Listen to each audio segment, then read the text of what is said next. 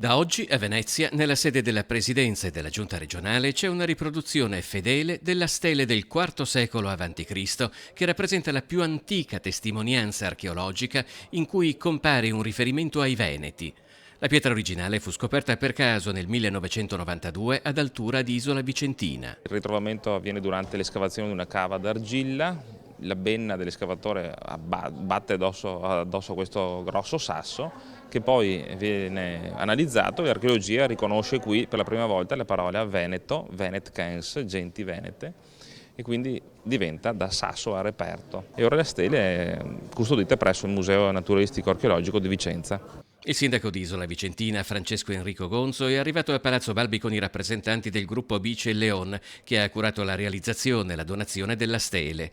Il professor Alessandro Mocellina ha aiutato a destreggiarsi nell'arduo compito di lettura della lingua di allora, il venetico. Il nome Veneti in venetico si legge qui: V-E-N-E-T-K-E-N-S, Venetkens, quindi probabilmente Venet, l'etnonimo vero e proprio, gens o Venetikens, quindi un'aggettivazione di Veneti.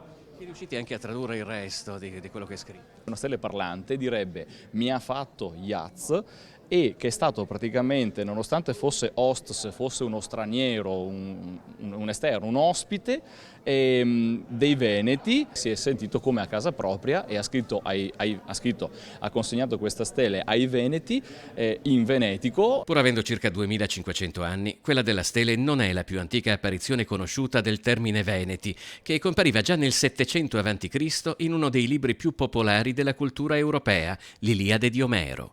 Il libro secondo al catalogo delle navi, l'elenco degli alleati dei Troiani. In sostanza i Veneti erano alleati dei Troiani e quindi hanno perduto. E la regione Venezia, la Venetia anzi, prende il nome dai Veneti, i quali sono, secondo le fonti antiche, gli stessi che erano vicino a Troia e poi si sono trasferiti, ma d'altronde chi conosce la storia dei Veneti sa che quella non è stata né la prima né l'ultima emigrazione.